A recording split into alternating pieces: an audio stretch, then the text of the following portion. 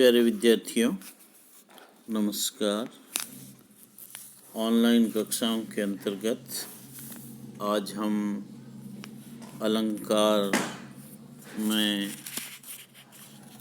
अर्थालंकार में पूर्व में जो हमने उपमा, उत्प्रेक्षा और रूपक के बारे में पढ़ा था, उसी क्रम में पाठ्यक्रम में समाहित संदेह, भ्रांतिमान, दृष्टांत, विरोधाभास और असंगति अलंकार के बारे में चर्चा करेंगे। पहला है संदेह अलंकार। संदेह शब्द समधनदेह से बना है और संदेह से हमारा अभिप्राय है कि एक वस्तु में अन्य वस्तु के होने का संशय बना रहे, संदेह बना रहे और ये निश्चय नहीं हो कि ये वस्तु यह है अथवा यह। जब अत्यधिक सादृश्य के कारण, सादृश्य का अभिप्राय है समानता, जब अत्यधिक समानता के कारण एक वस्तु में अनेक अन्य वस्तु होने का संशय बना रहे और निश्चय न हो पाए कि ये कौन सी वस्तु है, तब संदेह अलंकार होता है। संदेह समधनदेह से बना है और यहाँ स्पष्ट होता है कि एक वस्तु में अनेक अन्य वस्तु होने की संभावना दिखाई पड़े और निश्चय नहीं हो, संशय बना रहे, तब संदेह अलंकार होता है। इसके जो वाचक शब्द है जिससे संदेह अलंकार की पहचान होती है, वह है की, कींधऊ या अथवा। इसके जो वाचक शब्द है वो है की, कींधऊ या अथवा। यदि किसी पद में या यदि किसी काव्यांश में की, कींदो या अथवा शब्द आते हैं तो हमें ये समझना चाहिए कि संदेह अलंकार है। इन वाचक शब्दों के प्रयोग से संदेह अलंकार को पहचानने में सुविधा होती है। उदाहरण के लिए यहाँ हम द्रौपदी के चीरहरण के समय दुशासन की स्थिति और दुशासन द्रौपदी के चीरहरण करते समय साड़ी को खींचते खींचते थक जाता है और थक करके उसकी स्थिति ये हो जाती है कि उसे यह पता नहीं पड़ता है कि ये साड़ी है कि यह नारी है। तब वह कहता है सारी ही की नारी है कि नारी ही की सारी है कि सारी बिच नारी है कि नारी बिच सारी है। तब वो कहता है सारी ही की नारी है कि नारी ही की सारी है कि सारी बिच नारी है कि नारी बिच सारी है। कि सारी की नारी है या नारी की सारी है, कि सारी के बीच में नारी है कि नारी के बीच में सारी है। उसे ये संदेह बना रहता है कि ये सारी है या नारी है। वह ये निश्चय नहीं कर पाता है कि यह सारी है या नारी है और उसे सारी में नारी होने की संभावना और नारी में सारी होने की संभावना दिखाई पड़ती है और निश्चय नहीं हो पाता है कि क्या स्थिति है। इस कारण से संदेह अलंकार है। इस कारण से संदेह अलंकार है। इसी तरीके से यह है सरस ओस की बूंदें या है मंजुल मोती।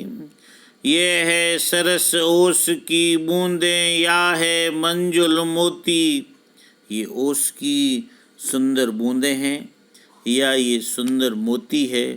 ये क्या है? ओस की बूंदों में उसे मंजुल मोती होने की संशय बना रहता है और अंत तक निश्चय नहीं हो पाता है और निश्चय नहीं हो पाने के कारण यहाँ संदेह अलंकार है। केंदो ऋतुराज काज अवनि उषास लेथ, किंधो ये ग्रीष्म की भीषण लुआर है। कवि कह रहा है केंधो ऋतुराज काज अवनि उषास लेथ, किंधो ये ग्रीष्म की भीषण लुआर है। ये ग्रीष्म ऋतु की भयंकर लू की लपटें हैं या वसंत के विरह में पृथ्वी के अंत से निकलती हुई विरह दुखियाएं हैं, पता नहीं ये क्या है। संदेह की स्थिति होने के कारण संदेह अलंकार है। उससे आगे हम बात कर रहे हैं भ्रांतिमान। भ्रम जहाँ बना रहता है, भ्रम से ही भ्रांतिमान बना है। जब सादृश्य के कारण उपमेय में उपमान का भ्रम अर्थात उपमेय को मुँह भूल से उपमान समझ लिया जाए, तब भ्रांतिमान अलंकार होता है। जब इतनी समानता हो जाए और उस समानता के कारण उपमेय में उपमान का भ्रम हो जाए और उपमेय को भूल से उपमान समझ लिया जाए, उपमेय को भूल से उपमान समझ लिया जाए, तो वहाँ भ्रांतिमान अलंकार होता है। उदाहरण के लिए, जानि श्याम को श्याम घन, नाची उठे वन मोर। जानि श्याम को श्याम घन, नाची उठे वन मोर। यहाँ मोरों ने कृष्ण को वर्ण सादृश्य के कारण श्याम मेघ समझ लिया। मोरों ने वन प्रदेश में मोरों ने भगवान कृष्ण को रंग की समानता के कारण काले बादल समझ लिया कि काले बादल आ गए हैं, और काले बादल समझ करके मोर नाचने लगते हैं। नाची उठे वन मोर कहने का आशय है कृष्ण उपमेय में श्यामल वर्ण होने के कारण मयूरों को श्यामल काले रंग के मेघों का भ्रम हो गया, और भ्रम होने के कारण मोर नाचने लगे। इसलिए कहा है जानि श्याम को श्याम घन, नाची उठे वन मोर। वन में मोर भगवान कृष्ण में बादलों का भ्रम हो गया वर्ण सादृश्य के कारण। सादृश्य का कारण है वर्ण। वर्ण सादृश्य के कारण भगवान कृष्ण में बादलों का भ्रम मयूरों को हो गया, और इसके कारण मोर नाचने लगे। और यहाँ कहा है जानि श्याम को श्याम घन, नाची उठे वन मोर। परत भ्रमर सुख तुंड पर, भ्रम धरि कुसुम पलास। सुखता को पकड़न चहत, जम्बू फल की आस। जरा देखिए, उदाहरण देखिए क्या कह रहा है कि परत भ्रमर सुख तुंड पर, भ्रम धरि कुसुम पलास। सुखता को पकड़न चहत, जम्बू फल की आस। भ्रमर तोते की नाक को पलाश का लाल फूल है का भ्रम हो जाता है। भ्रमर को तोते की जो नाक है उसको पलाश का लाल फूल का भ्रम हो जाता है कि ये पलाश का लाल फूल ही है, और ये समझ कर के वह उसे झपटना चाहता। तोता भ्रमर को काला जामुन समझ पकड़ना चाहता है। तोता को भ्रमर, ये तोते को भ्रमर में काले जामुन का भ्रम हो जाता है, और भ्रमर को काला जामुन का भ्रम होकर के वह भ्रमर को पकड़ना चाहता है। इसलिए कहा है परत भ्रमर सुख तुंड पर, भ्रम धरि कुसुम पलास। सुखता को पकड़न चहत, जम्बू फल की आस। इसी तरीके से मणि मुख मेली ठारी, कपि देही। रामचरितमानस के एक अंश में से, मनिमुख मेली ठारी कपि देही। भगवान राम ने जब वानरों को विदा करते हुए अनेक प्रकार के उपहार दिए तो रंग बिरंगी मणियों को देखकर बंदरों ने उन्हें फल समझ करके मुंह में डाल दिया, यानी मणियों में फल का उन्हें भ्रम हो गया और जब कड़वी लगी तो उन्हें थूक दिया और भ्रम होने के कारण उन्होंने मुंह में डाल दिया। इस तरीके से भ्रांतिमान में समानता के कारण उपमेय में उपमान का भ्रम हो जाता है, और जब उपमेय को भूल से उपमान समझ लिया जाता है तब भ्रांतिमान अलंकार होता है। आगे हैं दृष्टांत। दृष्टांत जब पहले एक बात कहकर उसकी सत्यता प्रमाणित करने के लिए उसी से मिलती जुलती बात अर्थात उपमेय में कही गई बात को उपमान वाक्य द्वारा प्रमाणित, जब पहले एक बात कहकर फिर उससे मिलती जुलती दूसरी बात पहली बात के उदाहरण के रूप में समर्थन के रूप में कही जाए, इस प्रकार जब दो वाक्यों में बिंब प्रतिबिंब का भाव हो तब दृष्टांत अलंकार होता है। दृष्टांत में दो वाक्य होते हैं, एक उपमेय वाक्य दूसरा उपमान वाक्य, पर दोनों में बिंब प्रतिबिंब का भाव होता है, अर्थात दोनों का धर्म एक नहीं होता पर एक जैसा अर्थात मिलता जुलता होता है। उदाहरण के, बिगड़ी बात बने नहीं लाख करो किन को, रही मन फाटे दूध से मथे न माखन होय। देखिए, पहली बात में रहीम जी कहते हैं कि बिगड़ी हुई बात लाख कोशिश करने पर भी बनती नहीं। उसके प्रतिबिंब के रूप में कह रहे हैं, उसके समर्थन में कह रहे हैं, जिस प्रकार रहीम जी कहते हैं कि फटे हुए दूध से लाख मथने पर भी उसमें माखन नहीं होता है, यानी जब बात बिगड़ जाती है तो लाख कोशिश करने पर भी बनती नहीं है।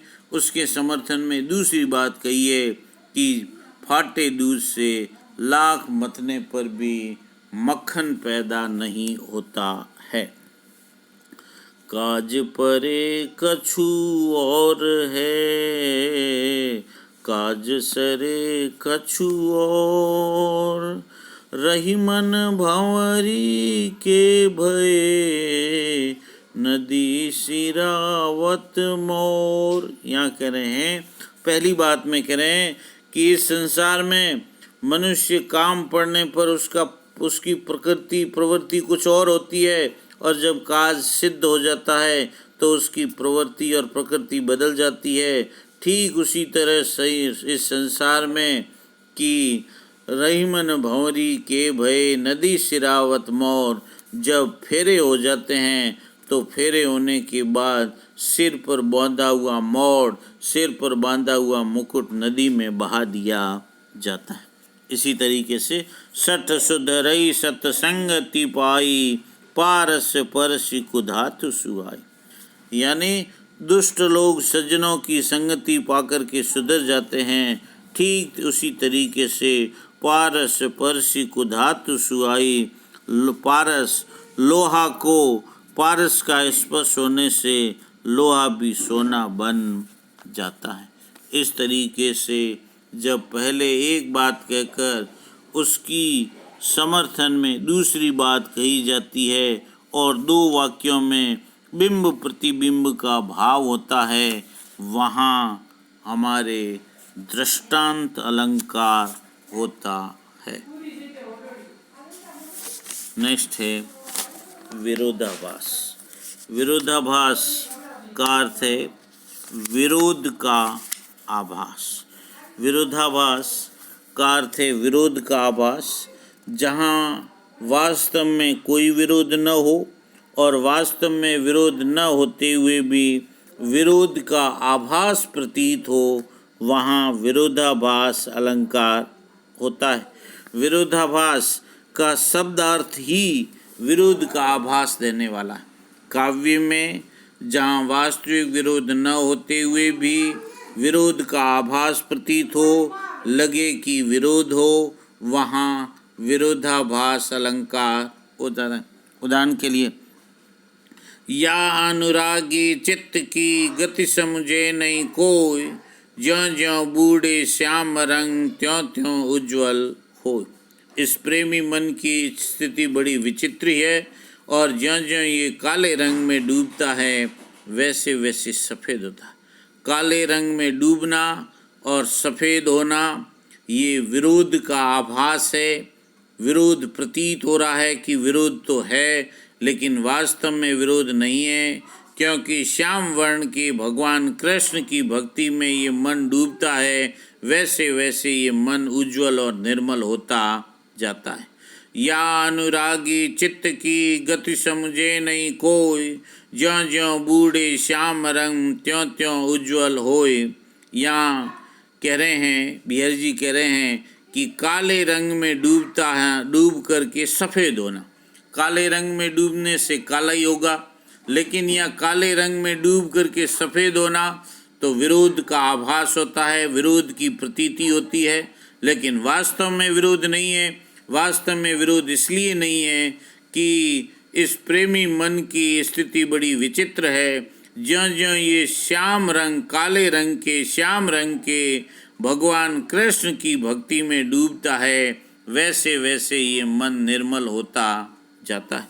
शुद्धि आए शुद्धि जाए, शुद्धि आए शुद्धि जाए। शुद्धि आने में शुद्धि चली जाती है, शुद्धि आने में शुद्धि चली जाती, आने में शुद्धि जाती नहीं है। विरोध का आभास है, लेकिन वास्तव में विरोध, शुद्धि आने में शुद्धि चली जाती है, यहाँ विरोध दिखाई पड़ता है, पर वास्तव में विरोध नहीं है, क्योंकि वास्तविक अर्थ है याद आने से शुद्धि, शुद्ध बुद्ध, चेतना और होश है वो चली जाती है। तंत्री नाद कवित रस सरस राग रति रंग, अन बूढ़े बूढ़े तरे जे बूढ़े सब अंग। जो डूबे हैं, अन बूढ़े जो नहीं डूबे हैं वो डूब गए हैं, और जो डूब गए हैं वो पार हो गए। यानी यहाँ कवि कह रहे हैं, तंत्री नाद कवित रस सरस राग रति रंग, अन बूढ़े बूढ़े तरे जे बूढ़े सब अंग। वाद्य संगीत, गेय संगीत, कविता और प्रेम के रंग में जो नहीं डूबे वे डूब गए हैं, और जो पूरी तरह डूब गए वे नहीं डूबे। इन कथनों में विरोध दिखाई पड़ता है, लेकिन वास्तव में विरोध नहीं है, क्योंकि वास्तविक अर्थ यह है कि जिन्होंने गहराई में बैठकर इनका आनंद लिया उनका जीवन सफल हो गया, और जिन्होंने गहराई में बैठकर इनका आनंद नहीं लिया उनका जीवन विफल हो गया, उनका जीवन सारहीन हो गया। इसी तरीके से, मैं अंधा भी देख रहा हूँ, रोती हो तुम रोती देख रहा हूँ, अनुभव करा। मैं अंधा, अंधा भी देख रहा हूँ, अंधा है वो देखता नहीं है, विरोध का आभास है, लेकिन वास्तव में विरोध नहीं है कि मैं अंधा भी अनुभव कर रहा हूँ कि तुम रोती हो, तुम रोती हो। तो जहाँ वास्तविक विरोध न होते हुए भी विरोध का आभास प्रतीत हो, विरोध का आभास प्रतीत हो, वहाँ विरोधाभास अलंकार होता है। नेक्स्ट है असंगति। अधन संगति, यानी नई संगति, यानी मेल, संगति का नहीं होना, मेल नहीं होना। संगति तभी होती है जब कारण और कार्य एक ही स्थान पर घटित होते हैं। जब कार्य और कारण एक ही स्थान पर घटित होते हैं तब संगति होती है, किंतु असंगति में एक ही समय में कारण एक स्थान पर तथा कार्य अन्य स्थान पर घटित होना वर्णित किया जाता है, वहाँ असंगति अलंकार होता है। शाब्दिक अर्थ संगति मेल का न होना। जब काव्य में कारण एक स्थान पर तथा कार्य अन्यत्र घटित होना वर्णित हो तो वहाँ असंगति अलंकार होता है। जहाँ कारण एक स्थान पर तथा कार्य अन्य स्थान पर वर्णित किया जाए वहाँ असंगति अलंकार होता है। उदाहरण के लिए, तीर हिय मेरे पै पीर रघुवीरे। तीर हिय मेरे पै पीर रघुवीरे। श्री राम का हृदय अनुज लक्ष्मण के शक्तिबान लगने से पीड़ित हुआ है। उसी के बारे में लक्ष्मण चैतन्य होने पर कहते हैं कि हे भ्राता, हे श्री राम, तीर तो मेरे हृदय में लगा किंतु उसकी पीड़ा का अनुभव तो आपको हुआ। तीर हिय मेरे पै पीर रघुवीरे। लक्ष्मण चेतना में आने पर कहते हैं कि हे श्री राम, तीर तो मेरे हृदय में लगा किंतु उसकी पीड़ा का अनुभव तो रामचंद्र जी को हुआ, उसकी पीड़ा का अनुभव तो आपको हुआ। तो कारण एक स्थान पर तथा कार्य एक स्थान। तीर लक्ष्मण जी के लगने पर पीड़ा लक्ष्मण जी को ही होनी चाहिए थी, लेकिन तीर लक्ष्मण जी को लगा लेकिन पीड़ा का अनुभव श्री राम जी को हुआ। कहने का अर्थ यह है कि कारण और कार्य है वो अलग अलग स्थान पर वर्णित किए गए, इसलिए यहाँ असंगति अलंकार। सीतैले 10 कंद गयो पै गयो है विचारो समुंदर बांध्यो। सीतैले 10 कंद गयो पै गयो है विचारो समुद्र बांध्यो। यहाँ समुद्र बांधा गया ये कार्य हुआ। ये क्यों हुआ? क्योंकि सीता का रावण ने हरण कर दिया। पर सीता का हरण किया था रावण ने, इसलिए रावण बांधा जाना चाहिए था, पर बांधा गया समुद्र जिसका सीता के हरण से कोई संबंध नहीं था। कारण हुआ रावण में पर कार्य हुआ समुद्र में, इसलिए असंगति अलंकार है। इस तरीके से हमारे BA 3rd पार्ट में अलंकार में यह अलंकार थे जिनके बारे में हमने अभी चर्चा की।